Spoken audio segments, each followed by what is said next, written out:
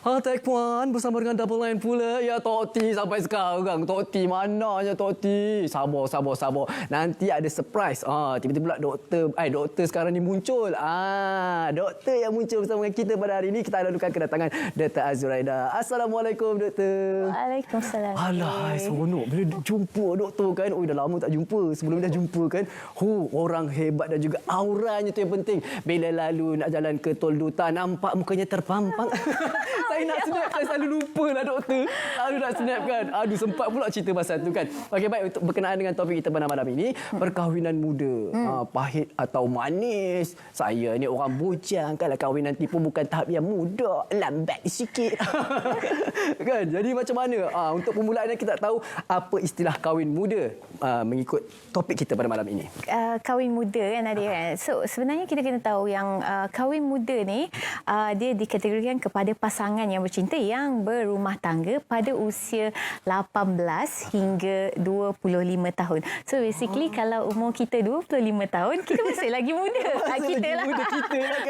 Kan, kita masih lagi muda dan sekiranya pasangan tersebut berumah tangga dalam tempoh dalam usia 18 hingga ke 25 tahun tu, maknanya kita gelarkan mereka sebagai pasangan muda.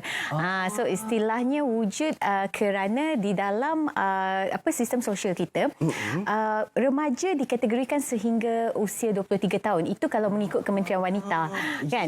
Tapi kalau ikut sains, kalau ikut generalnya di dunia ini, sehingga usia 25 tahun. 25 tahun tu prefrontal cortex kita masih belum terbentuk. Jadi kita masih lagi remaja muda.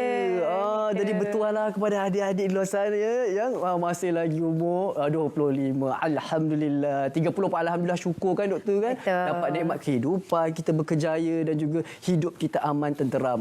Itulah dia antara perkongsian untuk permulaan. Dan juga seterusnya kita beralih pula, orang kata kalau muda lebih senang nak cari pasangan. Yang ni kita nak cari ni kan doktor.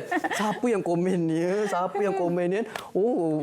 Senang nak cari pasangan masa muda. Betul ke tidak ni doktor? Nadia senang tak nak cari pasangan masa muda? Cari pasangan memang senang, tapi nak kejejang pelaminnya asal-asal musnah.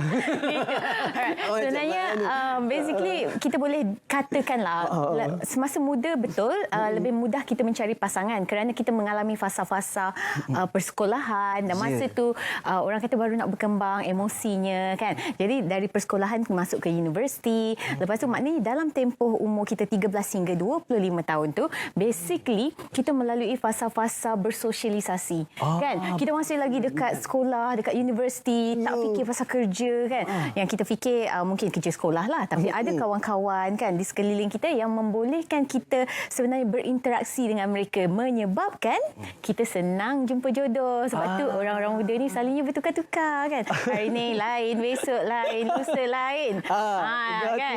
Sebab senang nak jumpa pada usia muda berbanding dengan kalau kita dah berusia, dah masuk ke bangku, orang kata ke zaman pekerjaan. Kat situ kita fokus pada satu tempat je, pergi kerja, balik kerja, pergi kerja, balik kerja. Muka yang kita jumpa mungkin muka orang yang sama di tempat kerja dan lebih malang sekiranya mereka telah berumah tangga semua. Yang itulah doktor, apa yang doktor ceritakan macam kena kat otak hidung saya je. Pergi ke office jumpa akak-akak semua dah berpunya. Tapi ada yang single tapi dia tak layan double N, kecil sangat. Macam itulah cerita-ceritanya. Betul. Jadi kebarangkalian untuk kita berjumpa pasangan pada usia 13 hingga 25 tahun tu lebih tinggi berbanding dengan selepas usia 25 tahun sehingga inilah kita akhirnya lah kan.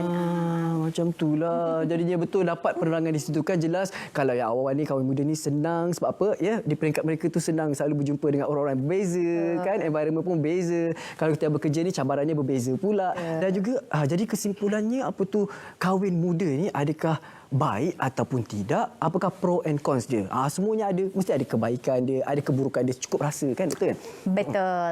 So ada baik, ada buruknya.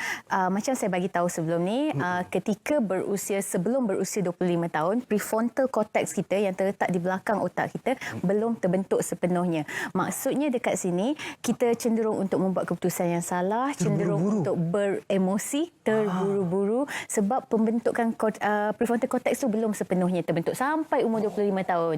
Jadi kat situlah selalunya kita beremosi, kita tak mampu nak kawal emosi, kita selalu buat keputusan yang salah, wrong decision making kan. Jadi pasangan yang berkahwin muda ni cenderung sebenarnya untuk berselisih faham. Sebab apa? Sebab tak sempurna faktor lagi lah tu. belum sempurna sepenuhnya. 25 tahun. 25 tahun dia. Betul. Itu dari segi Adakah sainsnya. dia bergantung kepada individu ke macam mana, doktor? Tidak, semua manusia di dunia ini menurut kajian prefrontal cortex kita akan terbentuk pada usia 25 tahun. So maknanya dia akan matang pada usia 25 tahun. Tapi sebelum 25 tahun tu kita semua masih lagi kanak-kanak ni. Maknanya saya mungkin sempurna dan matang 35 lah. Tahun depan lah cerita dia. Bukan 25 lah, salah tahun. Patutlah. Macam jadi tu cerita kita dia. basically cenderunglah untuk buat keputusan yang salah. Dan kadang-kadang kalau kita bergaduh di dalam rumah tangga, kita cenderung untuk menyalahkan ataupun minta perpisahan kan. Sebab perkara-perkara itu dikawal oleh kita punya ketidaksempurnaan prefrontal cortex kita. Macam mana sebutan dia betul dia? Prefrontal cortex. Prefrontal cortex. Yes. Lepas Terletak ni. di belakang dahi, betul belakang dahi. Prefrontal cortex ya. Lepas ni kalau orang tanya double L nak kahwin, prefrontal cortex saya belum sempurna. Betul. Dah ada jawapan dah. Terima kasih dah Dr. Tapi Aziz adalah kan. kata tak boleh kahwin kan. Sebab ini semua berdasarkan kajian je. Menurut kajian prefrontal cortex kalau tidak terbentuk sepenuhnya, kita cenderung untuk buat keputusan yang salah. Kita cenderung untuk beremosi, untuk sukar untuk mengawal emosi. Jadi benda-benda macam tu dia memberi pengaruh kepada kehidupan kita, kepada rumah tangga kita. Even macam kita selalu tengok kan anak-anak remaja kadang cenderung untuk lari dari rumah kan, untuk bercinta ikut pasangan kan. Kerana masa tu belum mampu untuk buat keputusan yang matang. Yang matang. Itu cons dia. Kalau pro pula kebaikannya. Kebaikannya kalau kita berkahwin pada usia yang muda ni Dapat anak ramai. Alhamdulillah kan. Amin. Tapi salah satunya adalah betul lah tu macam saya ada seorang kawan yang berkahwin pada usia 18 tahun. Murahnya bila dah ada anak macam pada usia saya sekarang ni, anak dah macam kakak, dah macam abang, adik. Sebaya kan. Bila jalan sebelah orang kata macam adik-beradik ke kan. Lepas tu kita pun dah rasa beban tu terlepas pada usia mungkin 40 tahun dah tak perlu lagi nak hantar anak kecil ke sekolah. Jadi pada usia 40 tahun kita dah boleh fokus pada diri kita dan juga mungkin suami untuk holiday bersama lagi. Dia macam zaman tu dah dia rotate balik lah kan. Zaman susah untuk hantar anak pergi sekolah tu dah lepas. Tapi kepada mereka yang berkahwin lambat tu mungkinlah dekat situ kita akan dapat anak lambat sikit kan. Pada usia mungkin 40 tahun baru ada anak, 45 tahun baru nak hantar anak pergi darjah 1 kan. Jadi masa kita tu mungkin terhabis dekat situ. Dan pada usia lepas daripada 45 tahun ni biasanya berlaku perubahan dari segi fizikal, mental dan emosi kita juga kan. Especially kalau kaum perempuan melalui fasa-fasa tertentu kan. Dekat situ emosi tak stabil lagi. Bila nak kena hantar anak sekolah, bila nak kena harum jam kan. Kaum hawa sangat partikular. Dia bukannya buat cikai-cikai ya. Jadinya kaum Adam kena faham. Terutama sekali kaum suami ni lah. Yang ni belum lagi bergelar suami. Jadinya kena belajar untuk faham. Allah, jadi kita doakan. doakan ya Allah. Dia pada hari tu lagi dah Dr. Aziz. Doakan. Ya Allah, moga-moga lah kan. Amin. Rabbal alamin. Tapi kan doktor, ada macam bila kita dah lihat pasangan muda ni dah awal dan menempuh pelbagai dugaan dan mereka berjaya tempuhi, adakah mereka akan jadi parents yang lebih matang berbanding parents yang baru dapat jodoh? Kematangan sebenarnya kita tidak boleh menilai melalui selama mana mereka berada di dalam sesebuah perhubungan itu. Tetapi ianya dinilai berdasarkan betapa kuatnya, teguhnya asas dalam sesebuah rumah tangga itu. So basically kita tak boleh kata dia kahwin 10 tahun, dia lebih banyak makan garam daripada kita. Dia konsep dia senang macam ni, macam ibu bapa kita berusia 60 tahun kan dengan kita yang berusia 20 tahun. Kadang-kadang tak semestinya ibu bapa kita betul. Walaupun dia dah hidup lama 60 tahun, mungkin caranya berbeza dan cara anak-anak itu mungkin anak-anak itu berbeza dengan ibu bapa. Jadi kita tak boleh nak simplify je cakap kalau kahwin lama makanya rumah tangga dia lebih bahagia ataupun dia lebih matang di dalam membuat keputusan. Tidak, kerana ianya bergantung kepada banyak faktor. Jadi jelas di situ doktor. Doktor doktor ni seronok. Kalau kita tanya apa saja, insya-Allah doktor akan bagi penerangan yang mudah kita faham. Maknanya dapat kita gunakan, aplikasikan dalam kehidupan kita seharian. Dan juga apakah keyword ataupun asas yang perlu diambil kira oleh pasangan muda ini supaya mereka ni dapat peganglah rumah tangga tu dapat diguna pakai, dapat untuk pertahankan rumah tangga mereka aman sentosa. Rasa-rasa Nadia? Keyword dia adalah kena komunikasi selalu dalam pasangan. Betul lah tu. Dah boleh kahwin Wah, dah ni. dah boleh kahwin. Okey, doktor boleh terus bersiaran. Saya balik dulu cari. Saya take over lah ni jadi host. Teruskan, ambil host teruskan. Okey, masya-Allah. Betul ya? Okey, betul. Tapi sebelum sampai ke komunikasi itu sebenarnya kalau saya suka terapkan konsep 5K ni. Jadi 5K, kepada ingat. pasangan muda lah, especially muda, tak semesti muda. Sebenarnya pasangan yang berumah tangga. So, kita kena terapkan 5K. K yang pertama adalah kepercayaan. Kena ada kepercayaan ataupun trust. Trust tu. Di dalam sesebuah rumah tangga. Kena percaya. Tak boleh ada was-was. Kalau suami balik awal, kan, kita kena percaya dengan yakin. Kerana apa?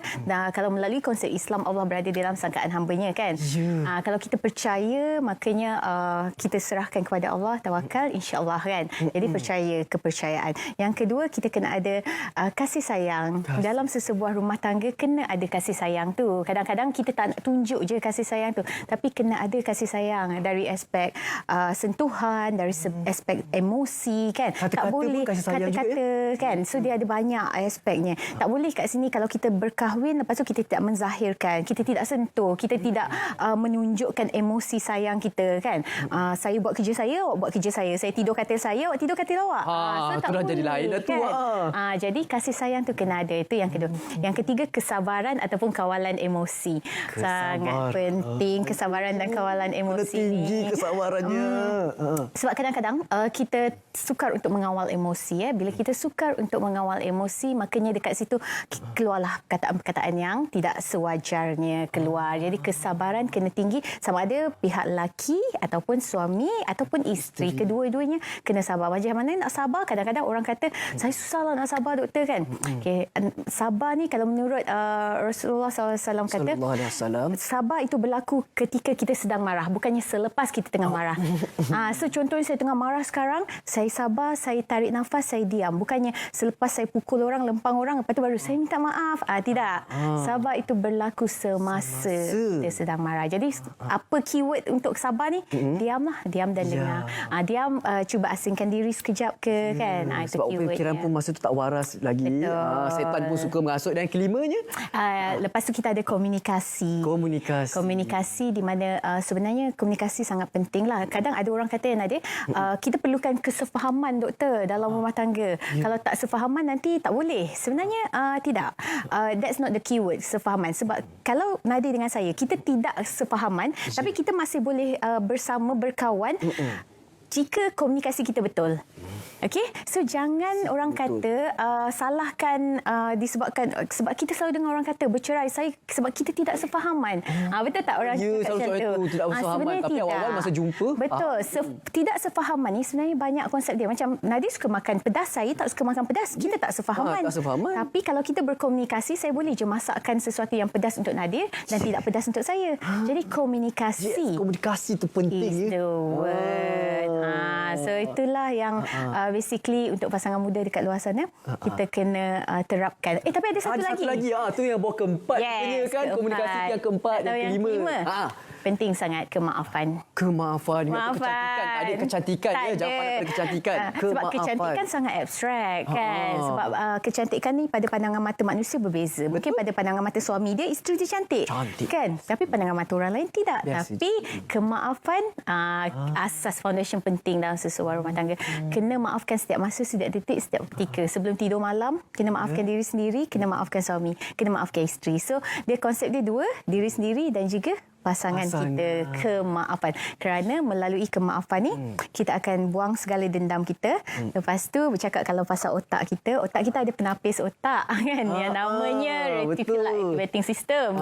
Jadi ras kita akan tapis segala yang baik-baik. Kalau kita tak maafkan, maka reticular activating system kita akan menapis dendam, rasa benci, rasa sakit hati. Jadi kita akan rasa macam tak puas hatilah dengan dia, kan. Padahal sebab mulanya kesalahan sikit sikit tapi disimpan. Tak maaf, tak maaf, tak sebab maaf. kita tak berikan Kemaafan. Jadi kemaafan tu sangat penting untuk kita bagi. Walaupun benda-benda kecil je macam masin makanan, maafkan je lah. Kan betul. Kadang ada ya betul disimpan. Rupanya terasa pasangan tu sebut tegur lah pasal apa yang dia buat, apa yang dia masak kan. Rupanya dia simpan. Rupanya nak simpan untuk raya. Rupanya tak dah raya meletup dah. Masa puasa pula meletupnya. Okey, baik. Jadi Dr. Azu, kalau boleh ada lagi pasangan-pasangan muda dan juga pasangan-pasangan di luar sana, keluarga Malaysia yang ingin dapatkan pandangan daripada doktor. Boleh pergi ke Instagram doktor kan? Boleh Instagram Azu Syahdan, Facebook Dr. Hajar Azraja Syahdan, ataupun TikTok. TikTok terbaik lah. TikTok dah jadi medium penyampaian ilmu kan. Saya tak follow lagi TikTok. Kena follow tu. Jadi mana yang ketiga-tiga platform ni, ketiga-tiganya aktif ke? Betul. InsyaAllah saya rajin berkongsilah ilmu-ilmu mengenai diri, akal dan juga keluarga. Itu yang seronok. TikTok bukan saja untuk berjoget-joget ya. Banyak informasi yang dikongsikan di TikTok. Ramai yang kata, "Alah, tak naklah buat TikTok." Macam saya dululah kata tak nak TikTok sebab nak joget je kan. Bila penerbit kata, "Buatlah bang." Kan pandai aja lah. Okey, baik, sekarang kita nak berehat seketika doktor. Lepas ni doktor akan ada lagi bersama dengan kami untuk segmen yang terakhir. Kita ada permainan 5 saat. Itulah seronok. Nanti kita nantikan untuk Selamat Malam Malaysia. Jangan pejam mata lagi.